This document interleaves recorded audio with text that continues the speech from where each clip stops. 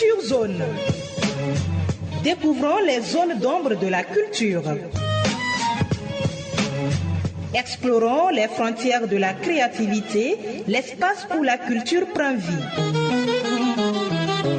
Culture Zone, les coulisses de la création, là où les idées se rencontrent.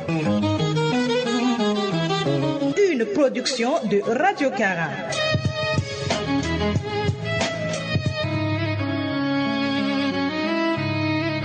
Amis du bout des ondes, bienvenue dans Culture Zone, l'espace où les arts prennent la parole et où la culture déploie ses ailes. Et si nous assistions tous ensemble à un mariage d'une artiste togolaise? Je n'en dis pas plus. Je suis très heureux de vous retrouver dans votre numéro hebdomadaire pour parler ensemble, librement et gratuitement, vous le savez, culture à travers toutes les plateformes de Radio Cara, la fidèle. Nos 3 rubriques identiques, une sortie musicale analysée note par note, le zoom sur un auteur togolais pour mettre la lumière sur celles et ceux qui écrivent nos mémoires, et bien sûr la séquence cinéma, le voyage à la découverte d'un film, qu'il soit togolais ou non. Je suis Alexandre Loco, votre animateur funambule des mots et dompteur d'ambiance. À ma gauche, la sulfureuse Ingrid Koussalima. Et à ma droite, Atondogu Ivana.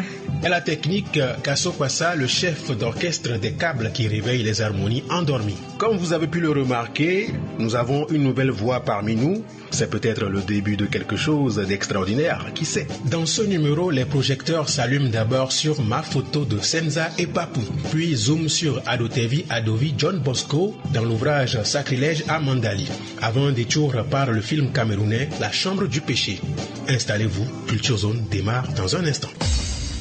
Fidèles mélomanes, ensemble arpentons la tribune de la musique, tous azimuts. Je le disais en ouverture d'émission, une artiste togolaise vient de se marier. Il s'agit de Senza. Mais pas à un homme, non. Vraiment? À qui alors? Elle s'est mariée à plus grand que ça, sa musique. Le 6 juin dernier, alors qu'on croyait assister à ses noces, elle est arrivée en robe de mariée pour nous révéler en réalité la sortie de son nouvel album, Mon Choix. Tu y étais? Oh, femme de peu de foi. Si Culture Zone n'y était pas, qui va y être encore? Sinon, c'était le plus beau braquage marketing de l'année. Et d'ailleurs, qui de mieux que Senza pour incarner ces moments euphoriques de fête de la musique? Elle chante en évé, en kabyé, les 2 langues nationales. Elle passe aussi par le français et l'anglais. Elle navigue du classique au rap, du R&B à l'afro. Elle fait de la tendance, une artiste complète, caméléon. Ouh là là, je sens que je suis en train de tomber amoureux. Calme-toi, mon cher. Reste concentré. Il n'y a rien dans jalousie. Aujourd'hui, projecteur sur ma photo, l'un des titres de son album où elle est en featuring avec Papou. Une sorte de combinaison entre le nord et le sud, quoi. Tu as tout compris. Alors, allez, on écoute.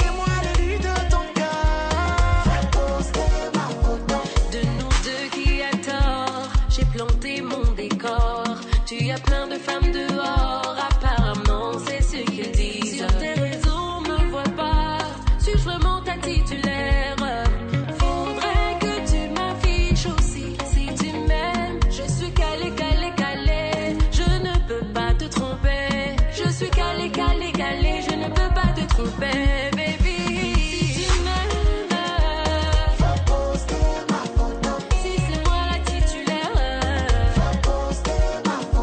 si tu m'aimes.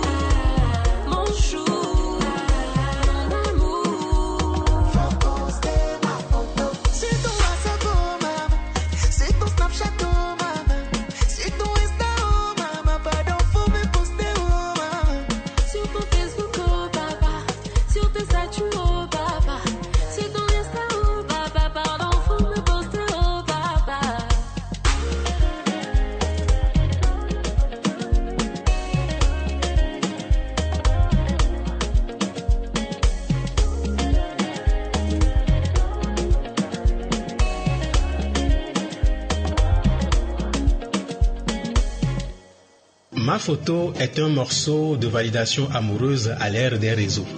Pas juste une histoire de couple, c'est un test de sérieux. Les deux voix se répondent comme dans un face-à-face amoureux. Papou dit en gros, si je suis ton homme, pourquoi tu me caches? Pourquoi ma photo n'apparaît pas? Donc, je vais te répondre en tant que Cisakwa. Mais toi aussi, si tu m'aimes, montre-le-moi. On me dit que tu as d'autres femmes dehors. L'idée centrale ici, c'est que sur les réseaux, ne pas afficher quelqu'un équivaut à douter de la relation. Donc, la photo devient un symbole de fierté, de preuve d'amour, d'engagement public et de statut officiel. Quand Papou dit « Si tu m'aimes, faut poster ma photo », il ne parle pas juste d'un post. Il dit « Assume-moi ». Quand Senza dit « Faudrait que tu m'affiches aussi si tu m'aimes », c'est pour dire que l'amour ne doit pas être caché d'un seul côté. Le morceau en général parle de jalousie, de rumeurs, de manque de confiance, de besoin de reconnaissance publique et de l'amour exposé par les réseaux sociaux. En conclusion, la chanson transforme un truc banal, poster une photo, en une preuve de loyauté. Les filles, est-ce que vous m'aimez? Non. En tout cas, moi, je t'aime bien. Faut poster ma photo. On baisse le son pour mieux lire ce que les mots racontent. Culture Zone. Place à la rubrique littérature. Dans la rubrique Plein feu sur la littérature, cap aujourd'hui sur Sacrilège en Mandali de Adotevi Adovi John Bosco, publié à Yaoundé aux éditions Clé en 1982. Un roman dense traversé par la passion, la vocation religieuse et le conflit intérieur où Ernest Kofi et Éléonore Adolé voient leur destin se croiser, se briser, puis se retrouver dans le cadre imaginaire de Mandali. Sacrilège en Mandali est un roman où le drame sentimental sert de porte d'entrée à une réflexion plus vaste sur la foi, la vocation religieuse et la place de l'Église dans une société en crise. C'est l'histoire d'un jeune et brillant étudiant, Ernest Kofi, qui se découvre un peu tardivement une vocation de prêtre alors qu'il terminait une maîtrise en mathématiques et était fiancé à Éléonore Adolé, elle aussi étudiante. Là, ça fait mal, hein? Celle-ci, amoureuse, folle de son ami qui l'abandonne, tente d'abord d'ensorceler celui-ci. En tout cas, si j'étais à sa place, je ferais pareil. Hein?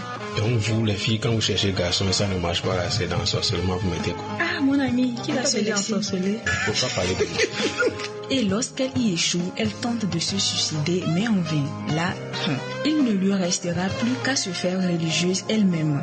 C'est la meilleure idée, hein? Les deux anciens amants se retrouveront bien plus tard après leur formation religieuse, lui en Italie, elle en Belgique, à Sao Tomé, en Mandali, le pays imaginaire où se passe ce roman. Lui est aumônier des collégiennes de Notre-Dame du Perpétuel Sécours, là où justement son ancienne maîtresse est sœur et se prépare à assumer la direction du collège. Si Ernest a réussi à se donner corps et âme à sa vocation, Éléonore n'est rentrée sous les ordres que pour oublier Ernest, pour qui sa passion s'enflamme de nouveau lorsqu'ils se rencontrent. Éléonore quitte finalement le pays pour Sébikotane, au Sénégal. Ernest est nommé évêque.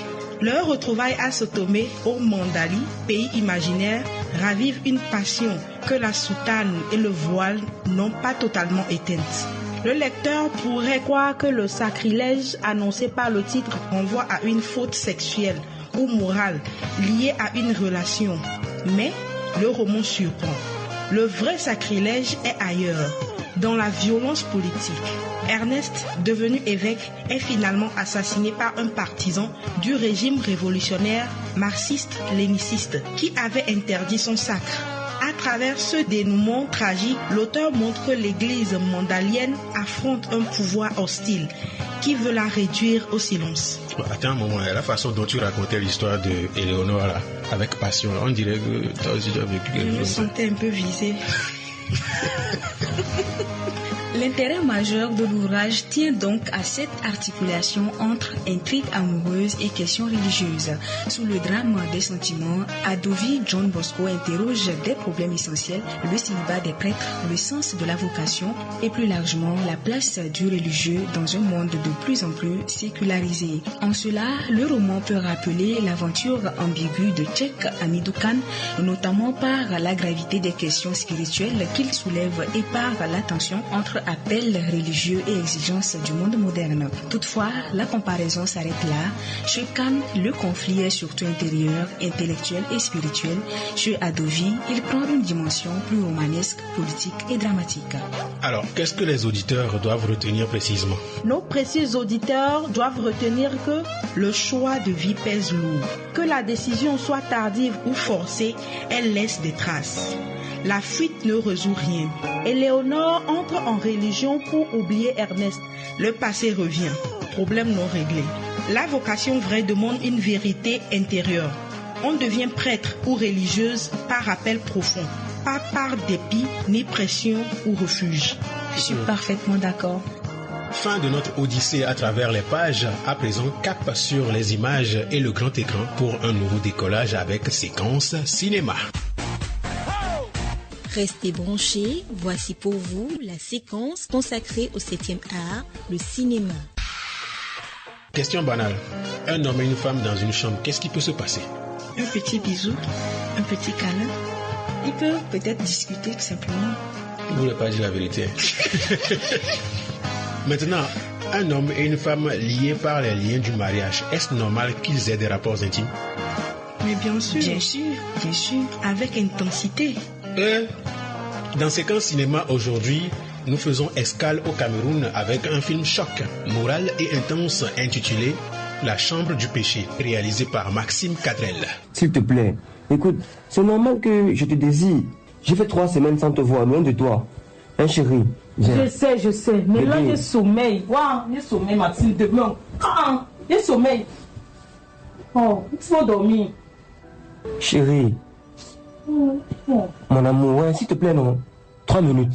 non, 3 minutes seulement, après tu dors. non. Bébé, Maxime, lâche-moi. s'il te plaît, non. J'ai pas dormi dans la chambre d'amis. Tu es sage. C'est quoi comme ça, mon? Dès que je suis fatigué, tu insistes. Ah, La diva est mariée à Maxime seulement pour son argent. Elle refuse de remplir son devoir conjugal et transforme leur foyer en prison froide. Le lendemain, on lui fait des reproches sur son comportement de la veille dans la chambre et elle acquiesce. Mais dans le même mouvement, elle déverse un tant soit peu sa frustration sur la ménagère. On lui fait encore un reproche sur son comportement envers leur ménagère. Elle a accepté et dès que le mari a eu le dos tourné, elle a repris. On vous reconnaît bien là les femmes. Qu'est-ce que tu veux dire par là? Prenez-moi comme un fils. On va te lancer la pierre. Bébé, oui, s'il te plaît, tu peux me rendre un service. oui. La ménagère, là, la prochaine fois, ne lui parle plus comme ça. Et qui? Pourquoi? C'est un être humain comme toi et moi. Elle est venue ici pour chercher son argent. Et c'est pas parce que on lui paye le mois qu'on va pour autant lui manquer du respect. Tu me suis, non? J'ai suivi. Et aussi par rapport à la nuit dernière. Pardon, je ne veux plus que ça se répète. Tu es ma femme ou pas? Je ne veux plus que ça se répète, pardon. Tu me suis? Nous sommes d'accord? J'ai suivi. Ok. Il m'en va au boulot, hein. D'accord. Faut vider mon verre là, j'ai rien bouffé. Dorcas! Oui, madame. Viens me débarrasser à la table. Tu fais quoi là-dedans? Dépêche-toi vite. C'est quelle histoire? Débarrasse-moi ça. D'accord, madame. Oh putain. Il s'est avéré que la diva voyage pour quelques jours au village.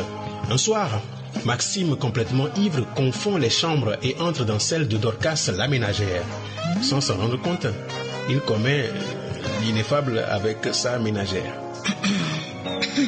Et 3 mois plus tard, Dorcas tombe enceinte. Bang bang. Diva, tu es rentré tôt de ton voyage. Hein. J'espère que aujourd'hui, si là, tu ne vas pas me dire non. Hein, parce que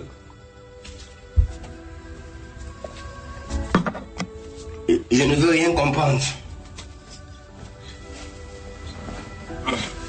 Mon amour, chérie. Monsieur, Mon amour, qu'est-ce que vous faites dans ma chambre, monsieur? chérie. Non, monsieur, je ne suis pas votre femme. Non, Non, monsieur, laissez-moi. tu m'as. Laissez-moi, monsieur, je ne suis pas votre femme. Je Laissez-moi. veux rien comprendre. Non, non, laissez-moi.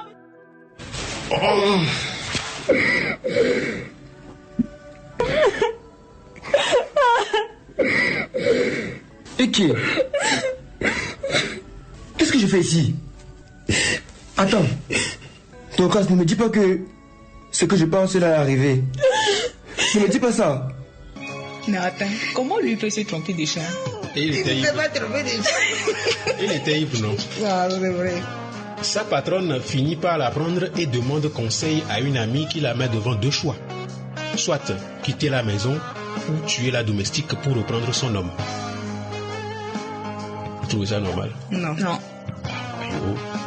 Évidemment, folle de jalousie, la diva prépare un poison pour éliminer la servante. Mais le destin est plus fort qu'elle. Suivons ce dernier extrait. Dorcas! Oui, madame. Viens, ma belle. Je suis là, madame. Tiens, ça c'est pour toi. C'est pour moi? Oui, ma princesse. Merci beaucoup, madame. C'est très bien pour l'enfant, c'est un jus naturel. Tu vas moi-même mieux boire. D'accord, c'est gentil, madame. Merci beaucoup. Wow, le jus naturel. Je n'ai jamais vu ça. Ah, l'odeur. Ça me donne la nausée. Je ne peux pas boire ça. Si je ne termine pas mon verre, la dame va se fâcher. Je sais ce que je vais faire. Comme ça, elle va penser que j'ai bu. Et là, elle va pas se fâcher. La fille est tombée que par où? Elle est partie où mourir? Ah, le jeu c'est bien bon. Les affaires qui vont prendre le temps. Parce que la fille m'a dit qu'à moins de 5 minutes, ça agit. Aïe! Aïe! Aïe! Aïe! Aïe!